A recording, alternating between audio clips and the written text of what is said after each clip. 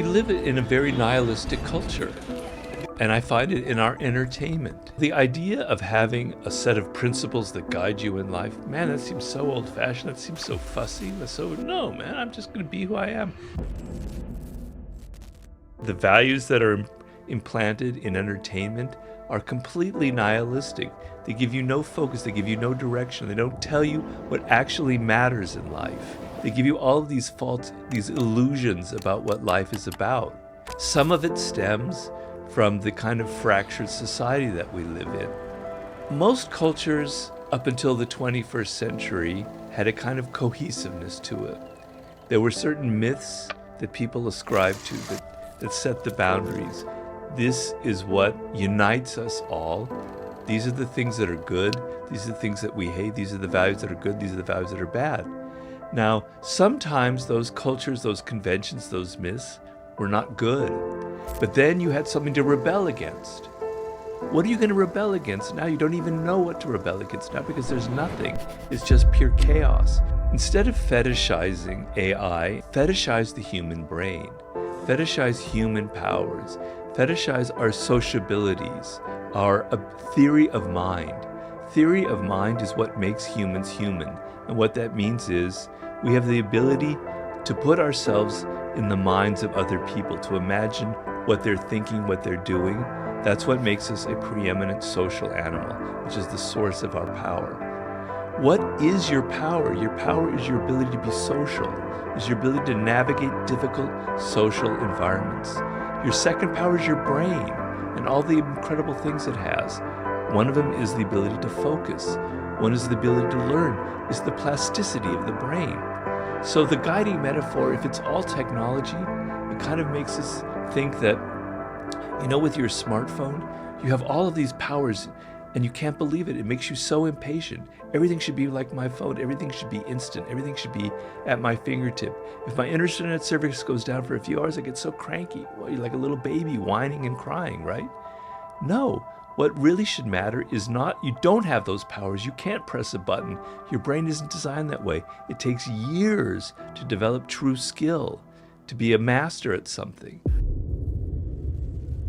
You need to go back to these elemental primal human qualities.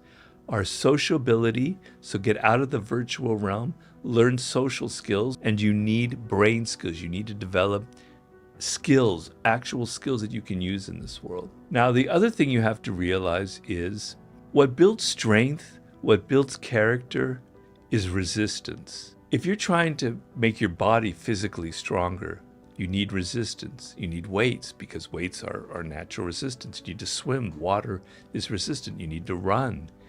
Gravity is resistant, etc. That resistance builds muscle, builds strength, builds aerobic power, etc., etc. Mentally, it's the same thing. The times that you live in are providing incredible amounts of resistance towards success, towards power, towards a sense of fulfillment. They are flooding your face with all kinds of qualities that you have to resist. And to the degree that you're aware of these qualities, and to the degree that you resist them, you will build inner strength, you will build the kind of life skills that are necessary to survive and thrive in a very, very tough world. One of these resistance factors is social media, is the level of distractions that we're all facing. It's never, ever, ever been so intense. And you have to realize you don't let everything into your body. You don't eat all this sugar, I hope at least. You don't eat all the pizza that you think is great for you. You understand that you have to limit your diet to be healthy, particularly as you get older. You have to limit your sugar intake, among other things, etc. Okay? You have to limit the amount of stuff that's coming into your head. You have to put your head on a diet.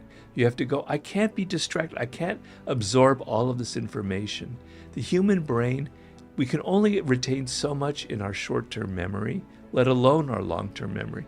You're flooding it with too much, and what happens is you're losing the ability to focus on simple things. To be successful, you have to have primarily the quality to focus, to concentrate. And that begins on small, banal tasks. This is, a simple example, but if you're playing the piano or you want to be a chess master, you have to learn the basics. You have to learn the moves, the different games you can play. You have to learn how to do scales. You have to be very focused and attentive to it. So if you're trying to learn scales and learn how to play the piano and your mind is in 20 different places, you'll never master it. You have to develop the ability to concentrate, to focus, and the times that you are living in are making it increasingly so difficult for you that it's splintering your brain and your attention into 1,000 different pieces to the point where you can't even focus on your body, on yourself, on who you are, on what makes you strong. So you got to put your brain on a diet, and that means you got to limit how much social media you let into your life. You have to limit how many different sources you're listening to.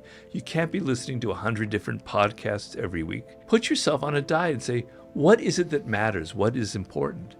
And then that brings you to the second question, which is tied to the first one, which is by far the most important step in your life, with all of these things coming at you that are creating resistance, that are going to make it hard for you, which is, who are you? What makes you unique? What were you born to achieve in this world? You have to be aware of that. And to be aware of that, you have to be able to focus. You have to introspect. The ability to tune out things and to look at yourself and go inward and go, this is what matters to me. This is what I hate. I realized early on, I hate politicking. I hate office politics. I hate working for other people. They annoy me. I feel like I can do a better job than they can. Therefore, Robert, you need to be an entrepreneur. You're not meant in this life to be working for other people. So you have to be attuned to yourself. You have to look in and go, this is what I hate. This is what I love. And you have to be honest, because you can fool yourself.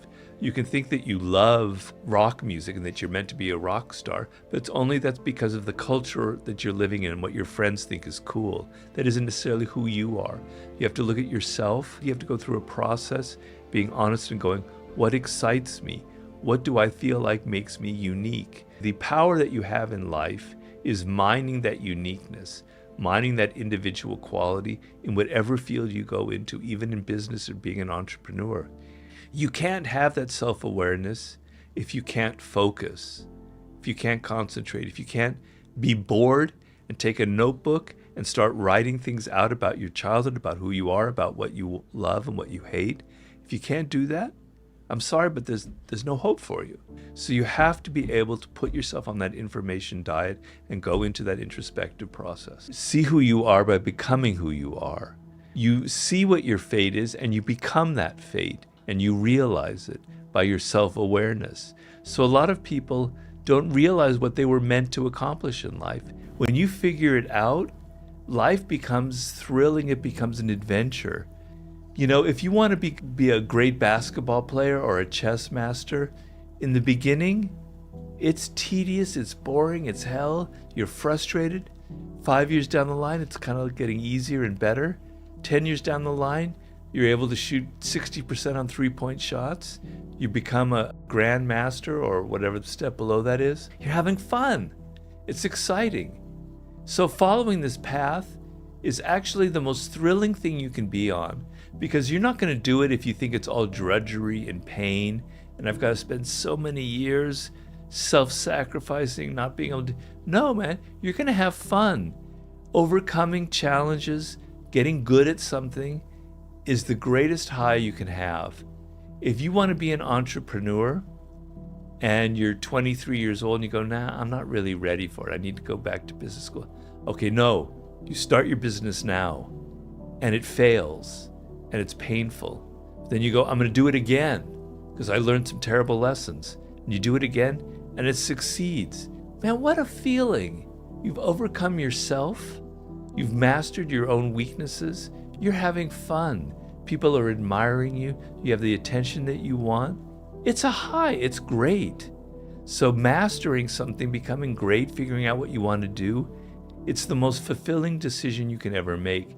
If you can delay immediate gratification, if you can say it'll come to something in 3 or 4 years, if I'm focused, if I'm energized, then you're going to reap the rewards, I guarantee you, because that's how the human brain is structured. This is a goal that you can have, and it'll give your life a sense of direction. So you don't need anything else. So when you have a sense of purpose, when you know what makes you unique, when you know what your calling is in life, then if you hit a moment where you want to quit, all right, I'm not going to quit. I just need to go a slightly different direction here. When I was in my mid-20s, in my journalism career, I was very unhappy. It wasn't working for me. I was depressed. So I go and I leave and I go to Europe and I travel Europe, and I had a heck of fun. I was seeing incredible things. I was learning languages. I was trying to write novels, but I was poor. And I was starting to get older, and I was going, God, this isn't working. And I got very depressed. And then I came back to Los Angeles and I go, I know, I'm going to become a screenwriter. It's Hollywood. Hooray. I'm going to make money, but I'm going to write. It's going to be fine. I like theater. It's going to be exciting. I start going in. I hate Hollywood. It's soulless. I'm not very good at it. I start getting very depressed. Probably the most depressed I've ever been in my life. At that point in my one-bedroom apartment in Santa Monica. And I was like, God damn it, what am I meant to do in life? And then I had a fortuitous encounter with a man who produces books. He asked me for an idea for a book, and I kind of improvised the 48 Laws of Power, and it all fell into place. But my lesson is, my long-winded story is, I got depressed, I got down on myself, but I never gave up. I kept saying, I'm meant to write. I'm a good writer. I have a way with words. I'm undisciplined. I have flaws, but I can write. I have a message. I have something to say. I think a lot of people would have given up at that point, and I didn't give up because I had that inner voice saying, you're meant to write. You've developed skill. Don't give up. Keep trying, keep trying, keep trying. It picked me up every single time. And so when I look at people and I go, they don't have that. It's very sad, because if they face a situation like that, they give up. And then they go funnel down a dark tunnel, a dark path in life. I don't want you to get into that downward syndrome. I want you to see the fact that you have an overall frame, an overall purpose that gives you that radar. So when things are bad, you don't give up. You just say, I need to make a slight course correction to where I'm going in life. Even in these miserable times, even with all the problems, there is a path that will lead to something so different, and it'll turn your life around. All the twists and turns in my life weren't perfect, but they happened for a reason. They made me stronger. I learned from them. You can have a bad experience, and you can throw your hands up in the air and go, damn it, why did that happen? I should have done something differently. Or you can go, I can learn from it. It happened for a reason. It taught me something. It taught me that this was the wrong thing I should do. It taught me that I am intended to do something differently. Everything in life is a lesson, is teaching me. What happens in life is kind of actually under your control, and the fate is saying that because it's something that is sort of inscribed in your genetic code. It was meant to happen that way, and you see it and you actualize it and you make it a positive thing. You discover what that seed is, what you were meant to accomplish in life.